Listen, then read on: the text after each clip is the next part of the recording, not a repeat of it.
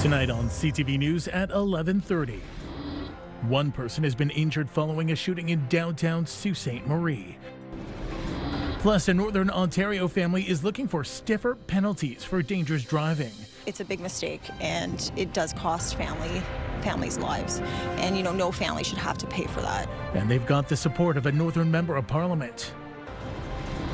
And Northern MPPs want anti-scab legislation brought back to Ontario. And it creates an opportunity for the employer to exploit workers in the community. Yeah, there's a federal law, and it's time Ontario followed suit. CTV News at 11:30 with Ian Campbell and Rick Wyman with weather. Good evening. Thanks for staying up with us. One person has been injured following a shooting this morning on Dennis Street in Sault Ste. Marie. Police were called to the 100 block around 3 this morning. Investigators still trying to determine the exact time and location of the shooting. They add this is believed to be an isolated incident and the investigation is ongoing. No word on the people responsible. In the meantime, Dennis Street has been secured as the suspected scene. A North Bay man has been arrested after a break-in at a restaurant Thursday. According to police, the restaurant on McEwen Avenue was broken into around 5:30 Thursday morning. Investigators later searched a nearby home where they arrested a 26-year-old man and recovered the property in question. They add the suspect has a history with police. He is now facing several charges. There was some gorgeous spring-like temperatures for some of us today, and with so much snow, now comes the question of it melting. As CTV's Angela Gemmell reports, Conservation Sudbury is keeping an eye on some area waterways. Flows along the Wanapitei River are higher than normal. It's the result of a precautionary measure upstream in preparation for major melting this spring. The dam operators are being very proactive in anticipating the amount of water that we're going to have released as the snow melts, and doing everything they can to store that as best as possible. Last week, Conservation Sudbury issued a water safety statement for the Wanapitei River in response to higher than normal snowpack in the watershed. We're at, at the high end, 250 millimeters of snow water equivalent within the snowpack, which is double what we would see on average for this time of year. In advance of the full spring melt, Kreiderman says Ontario Power Generation has been working to free up storage space within the Lake Wanapitei Reservoir. But she adds the weather over the next few weeks is expected to cooperate, which should keep flooding to a minimum across their catchment area. Kind of a warm up through the day. So a lot of that snow will turn into water runoff during the day. And then overnight, the temperatures drop back down below zero again, giving it a time to kind of lock up and have a little bit of relief in that flow contribution. The Ministry of Natural Resources Sudbury District looks after watersheds within the Wanapitei, Vermilion, Spanish and French rivers. The Resource Management Coordinator says the snowpack within their watersheds is also roughly double what they'd normally see. We're keeping an eye on that every day. Right now, conditions are favorable. It's a little bit warmer during the day, so we're getting a bit of a release in that snowpack, but it's also cold at night, which is very favorable for us. The MNR and Conservation Sudbury are responsible for overland flooding of lakes and watercourses, while the city says it's opened up catch basins and completed winter ditching. They'll be monitoring for local surface ponding on streets and roads. Angela Gemmell, CTV News, Sudbury. It's looking like that snow over March break has led to some structural concerns in Capreel. City of Greater Sudbury officials closed the Capreel Millennium Center, the former Capreel High School, on the 20th until they could remove the snow from the roof. That date has now been extended to the end of April until they can complete a safety review. Yoga classes have been moved to the old fire hall, cadets to the arena, and the youth center programming is now in the library. All other programming and rentals have been canceled until further notice. A Sudbury man is feeling frustrated after a snowplow sent snow over the edge of an overpass, hitting his windshield while he was driving below, causing a spider web of cracks. As we were driving down the highway, we came up to the first underpass at the Astaire overpass. And just as we were coming up to it, I seen what looked like a mountain of snow coming over. And it was a plow had come and it's hit my window and it was a loud bang. We immediately slammed on the brakes. We looked, our whole windshield was smashed and it was actually glass all over our dash too. Strickland says he contacted the city that said it was out of its jurisdiction, but his calls to the Ministry of Transportation have gone unanswered. We reached out to the MTO and did not receive a response by our broadcast. Strickland says he's now out $400 due to his insurance deductible, but he's appreciative of the person at Sudbury Hyundai who helped him out with the remaining $600. The driver and his passenger were unharmed. Sudbury Mayor Paul Lefebvre says he's going to be asking council to undertake a review of the city's response to that March break storm. In a statement posted to his Facebook page, Lefebvre says it's about learning continuous improvement and making sure Sudbury is well positioned for future weather-related events. The city has faced a fair bit of criticism over how it dealt with the snow. It took school buses roughly 2 weeks to be back on every route. In a statement, Lefebvre offered praise to staff while writing in part, "This review will examine what worked well, where we can improve, and what tools or resources may be needed moving forward. This work is about supporting our staff, strengthening our response, and continuing to deliver for residents across Greater Sudbury." In other news, the town of Cochrane says it's responding seriously to breaches of confidential information among senior staff and council members. In a news release dated last week, it reveals that breaches were identified in a recent independent third-party audit. It goes on to say the senior staff members involved are no longer employed by the municipality. The town is now in the midst of modernizing its records management system, including digitizing its records. It comes just months after a previous news release in which the town called the OPP over a misappropriation of $2 million in funds. A Northern Ontario family is hoping a petition will help bring about stiffer penalties for people who cause death by dangerous driving. CTV's Lydia Chubak reports. A new season, and the Bulger sisters say it's time to change the flowers at their father's roadside memorial. We're just trying to, have a place where we can come and put flowers for my dad and remember him. Jim Bulger passed away after a collision on September 29th. He had pulled over on the side of the road in Porcupine and was struck by another vehicle. The driver accused in the incident is now before the courts. It's a big mistake, and it does cost families' lives. And, no family should have to pay for that. Rebecca, her sister Elizabeth, and the rest of her family is now trying to fight through grief by working with Kapuskasing Timmins Mushkegowuk MP Gaetan Millette. Millette is sponsoring an e-petition, which has amassed over 760 signatures so far. The petition, E7150, calls for the government to conduct a comprehensive review of offences where death or serious bodily harm was caused by dangerous driving. So it would be very good that people keep on signing the e-petition. Then the petition will be presented by me to the clerk of petitions in the House of Commons. And then it will be tabled.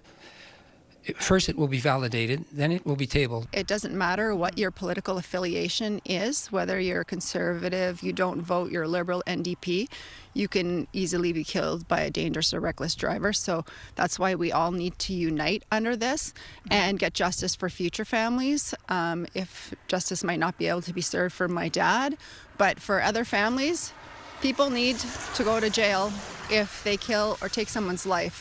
The petition will close on June 7th. The family is also lobbying for lines to be painted on the road and for a highway digital speed sign in the area where their father was hit. Lydia Chubak, CTV News, Porcupine. Ontario doesn't have anti-scab legislation to prohibit the use of replacement workers during strikes or lockouts. Today, Sudbury MPP Jamie West and Nickel Belt's MPP France Jelena joined Niagara Falls MPP Wayne Gates to reintroduce anti-scab legislation. West spoke of his time on the picket line in the 2009 and 10 during the Inco strike. He explained that this was the first time in the company's 50-year history that replacement workers crossed the picket line. Back, I saw how it exploits vulnerable workers who are desperate to make money, and it creates an opportunity for the employer to exploit workers in the community, and afterwards destroys the relationships in the community, which lasts for a very, very long time. It's been more than 15 years since that strike. We have anti-scab legislation currently in Canada. In fact, May 2024, anti-scab legislation was passed at the federal level that covers now more than 1 million people. That was pushed through with the help of the NDP at the federal level, and we are looking forward to passing it here in Ontario as well. The legislation was reintroduced today to mark the anniversary of the death of Peter Kormos, an NDP MPP who fought to see the return of the legislation. It's being called an extraordinary day for the Chiefs of Ontario and Anishinaabe Nation. The Canadian Human Rights Tribunal has ruled on the long-term reform of the First Nations Child and Family Services Program in Ontario. The tribunal today confirmed that at the heart of this case is the principle of substantive equality, that First Nations have the inherent right to care for their children and to design services grounded in the laws, traditions, and priorities of your communities. I spoke lots about this agreement. This tribunal found that the unnecessary removal of children from their homes, families, and communities qualified as the worst harm. First Nations children belong to their families, extended families, communities, and nations. A $47.8 billion deal proposed by the federal government to reform the First Nations child welfare system was voted down on 2 occasions in 2024. Chiefs across the country had said it didn't go far enough on eliminating discrimination. Time now for a short break here on CTV News. Coming up, Rick will have your full weather forecast. For now, a look at the special weather statements we have in place tonight. Sault Ste. Marie to North Bay, that bottom gray area, we're looking at periods of freezing rain or freezing drizzle ending Tuesday night. Manitowoc to Wawa and over to Inglehart, that area in the middle. Total snowfall amounts of up to 10 centimeters is possible. And the gray area to the top, the Kapuskasing, Smooth Rock Falls, Cochrane's, Timmins, snowfall amounts of up to 10 centimeters and some reduced visibility. Let's move over to the current conditions, and there they are. -6 in Kapuskasing. It is chilly up there. Not too bad, hovering around the 0 mark for the rest of us. -1 in Timmins, 1 in Timiskaming Shores. We're looking at rain in Sudbury, North Bay, and Sault Ste. Marie. We'll have details coming up after the break. Well, it looks like the month of March is going to go out with a lion, considering what we've got in store for tonight, overnight, heading into the final few hours of the month of March. Our forecast radar, Environment Canada, you can see system after system coming in. We've got some snow, we've got mixed precipitation, ice pellets, freezing rain, and freezing drizzle and rain as well. So a little bit of everything over the course of the next little while. Then some snow in the forecast come Thursday. We'll get to those numbers eventually from Environment Canada. Sudbury Nickel Belt, snow and ice pellets tomorrow at 0. Chance of flurries on Wednesday. Thursday, chance of snow. That's the predominant day. That is the big day where we'll have snow right across the Northeast. Friday, periods of rain, freezing rain, and rain on Saturday. Some sleet on Sunday at 2 degrees. Let's have a look now at Sault Ste. Marie, Algoma. Some rain tomorrow, 5 to 10 millimeters. High of 2, 1 degree on Wednesday. Chance of flurries. Chance of snow Thursday. Here we go. High of 0. Periods of rain Friday at 4. 2 degrees on Saturday. Rain, freezing rain, and sleet on Sunday at 2 degrees. Normally, you should be hitting 5, +5 at this time of the year. Timmins, Cochrane, Kapuskasing, snow tomorrow, 5 centimeters at -7. Chance of flurries Wednesday. Cloud cover Thursday. Now Friday, freezing rain and snow at 0, which is not that bad. +1 on Saturday, chance of snow, and periods of snow once again on Sunday, 0. The snow shouldn't last all that long considering the temperatures these days, but we're being thrown that curveball from Environment Canada. Timiskaming Shores and Kirkland Lake. For tomorrow, chance of flurries. Wednesday, chance of flurries. Again, the chance of snow Thursday. Freezing rain and rain Friday at 3 degrees. 3 degrees again on Saturday. Freezing rain and snow and sleet in the forecast for Sunday. Your daytime high around 2. And a look now at North Bay, West Nipissing. Snow, freezing rain tomorrow, +1, +1 again on Wednesday. -1 chance of snow Thursday. Rain Friday, 7 degrees. 6 degrees Saturday. Freezing rain and some sleet on Sunday. 3 degrees normally at this time of the year. North Bay, West Nipissing should be hitting around 5. Ian Campbell, welcome back. It's been an interesting weekend, some nice weather. That's all about to change by overnight conditions into tomorrow. Back to you. Thanks, Rick, I guess. Well, OPP have announced new jurisdiction changes for Algonquin Park. Starting April 8th, the Huntsville detachment will cover the west side of the park and nearby towns, while the Bancroft and Whitney detachments will merge to police the east side of the park. The north area will be covered by the Upper Ottawa Valley, North Bay, and Almaguin Highlands detachments. The changes are intended to boost police presence on Highway 60 through Algonquin Park. They don't always agree on everything, but all three levels of government are teaming up to tackle housing affordability. Today in Toronto, leaders announced they will join forces to lower municipal development charges. It's a new partnership between the federal and provincial governments to jolt lagging home construction back to life. The Prime Minister promising $4.4 billion to municipalities over the next decade. Matched by Ontario, a total of $8.8 billion to build the housing-enabling infrastructure and reduce those development charges. Those are the fees developers pay to help build things like roads and sewers. The feds and Ontario will help cities with that cash upfront instead. That's if they agree to knock development charges down by at least half for 3 years. If you don't cut DCs, you aren't getting any money. I'll simplify that. But if you do, we will be there to support you. That change and a one-year HST break on the purchase of a new home announced last week can reduce the fees and taxes on a home in Ontario by up to $200,000. The shouting you hear is from demonstrators from Grassy Narrows, demanding compensation and a meeting to talk about the ongoing effects of mercury poisoning on the First Nation. At Queen's Park, a new batch of legislative changes Ontario's Minister of Housing thinks will be game changers. We're establishing an expert third-party advisory panel to find efficiencies within the building code. We are clarifying that municipalities cannot require enhanced development standards through site plans. And standardizing official plans, something home builders say will cut out confusion. They build one building on this side of the street and it's another municipality on the other side. The process is different, the costs are different, timelines are different. We need to bring consistency to that. The hope is altogether changes announced over the last week could double the rate of building. Ontario's looking at making explicit how much development charges add to the cost of a new home, a kind of measure of accountability for municipalities. At Queen's Park, Siobhan Morris, CTV News. And the Premier is set to travel to Texas later this week in an effort to expand provincial trade. He'll be making stops in Dallas, Houston, and Austin to meet with automotive industry leaders. The Premier is also set to meet with 2 Republican state representatives as well as Texas Governor Greg Abbott. Officials say that Ontario's trade with Texas makes up nearly half of Canada's total trade with the state. Eligible public servants can now apply to retire early, but there are concerns about whether the Phoenix pay system backlog could impact employees' pensions. CTV's Austin Lee explains. Early retirement incentives came at the right time for Stéphane Turcotte. For me, I was planning to retire anyway, so it just, in terms of, because there's a transition support measure and the severance pay, so that's going to help. After more than 30 years in the public sector, he's looking forward to having more free time and an unexpected boost to his retirement package. Well, it's great.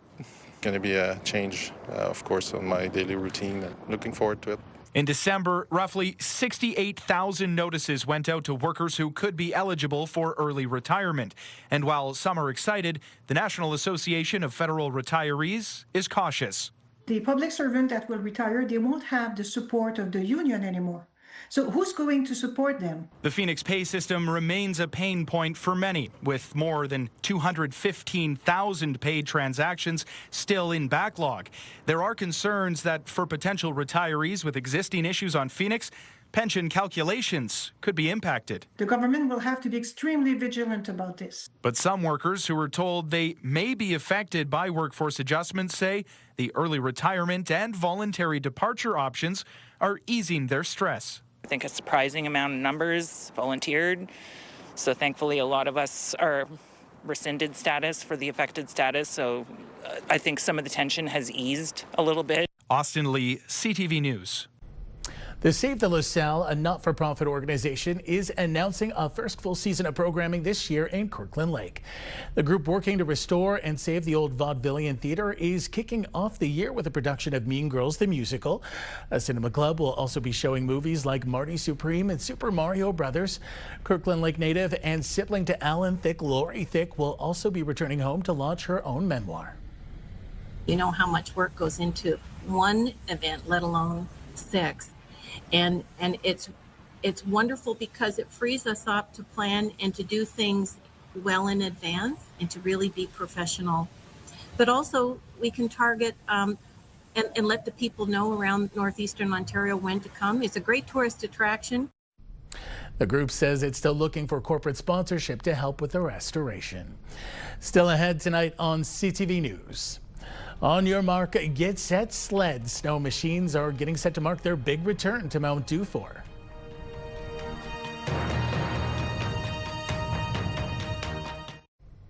A bit of some last-minute disappointment for American rockers, the Goo Goo Dolls in Sault Ste. Marie. Goo Goo Dolls management posting this to the band's Facebook page Monday afternoon. It says, "It pains us to announce that due to illness, tonight's show at GFL Memorial Gardens in Sault Ste. Marie has been canceled. All tickets can be refunded at the place of purchase. We hope to be back soon." No word yet on if Sioux fans can expect a new or replacement show on the horizon. The University of Ottawa Heart Institute has created new guidelines that may shape how doctors in Canada treat heart, brain, and mental health conditions. So if someone comes in with some flutter in their heart, it could be something called atrial fibrillation, and that's the most common cardiac cause of stroke. So now the primary care provider will know to screen for stroke risk in the context of the heart disease.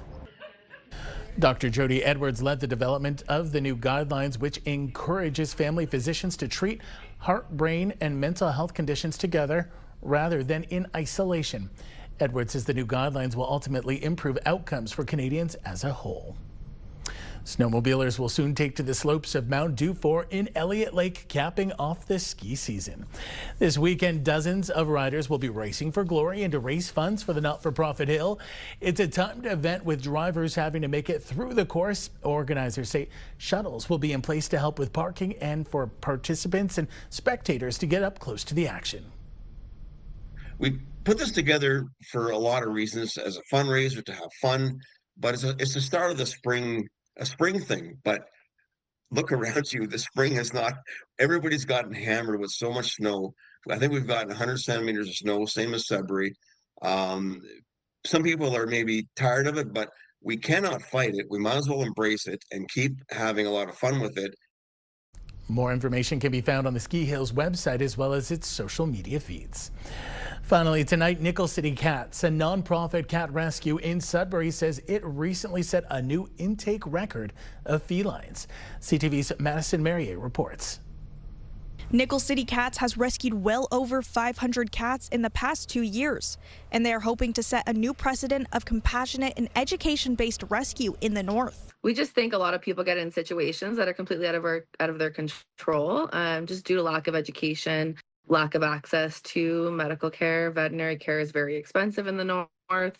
It's hard to access. It's hard to get spay and neuters done. So a lot of the situations that we encounter aren't due to malice or wanting to hurt animals. When people have been stigmatized, they're more afraid of coming out and asking for help. So by removing stigma, you can help the situation a lot more. Lately, we have decided to remove the word hoarder from our lexicon and replace it with indoor colony. This week alone, the nonprofit rescued just under 60 cats, 50 of them from one house. The owner had taken in a couple of strays off the street and wanted, to keep them indoors, keep them safe.